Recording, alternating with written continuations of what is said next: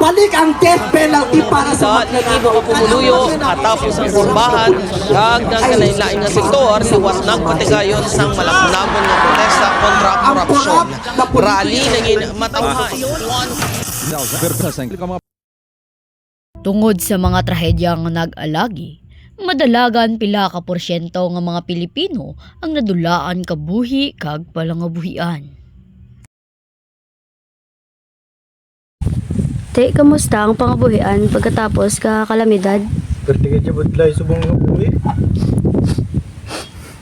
Karbaw ko, pila ng bilin. Muna ng Panginoon sa kabuhi ko din. Wagit, mga bata, may makaon.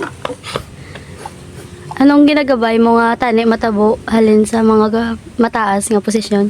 Tanay ang kwarta, na niyong pagkurapa.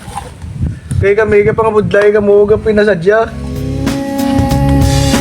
Ibalik ang kwarta. Ngayon, kung lahat pala tayo anan, kung marami pala tayo sa atin ay anan, why is the Philippines often, or if not all the time, why is the Philippines always ranked as one of the most corrupt countries in the whole world? Yan, sagutin niyo ako niyan. Nagpapakalinis kayo? Aba kung malinis pala ang mga opisyalis natin at malinis pala sa buong bansa, eh bakit palagi tayong nililista ng Transparency International as one of the most corrupt countries in the world? Pagtitinginan tayo, sino kaya dito? Yan ang unang punto ko.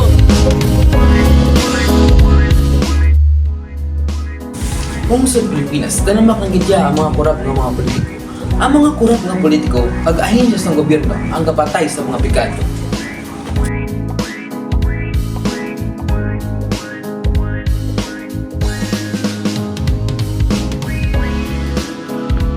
May mga proyekto naging hubay na.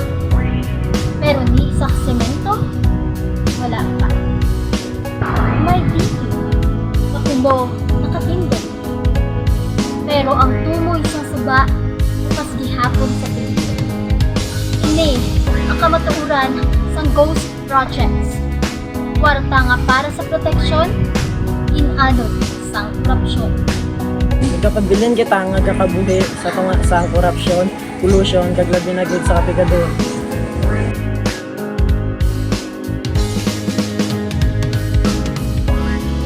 Di lang kita mga pobre. Dos-dos pa gid kita sa kapigado.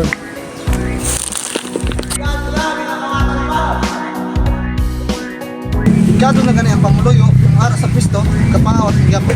Mga opisyal nga dapat galagad, nagautot pangit sa gamay hinuktan sa puso. May mga kabataan nga hindi kakaonsing 3 ka beses sa isa ka adlaw, pero may mga opisina nga gaselebrar sang milyones nga budget. Ang pungsod nagahibig, kag ang ila rason, Wala sa kwarta! pero ang pamangkot, diin nagkadto ang kwarta. Pero hindi kita magpasugot nga mangin biktima.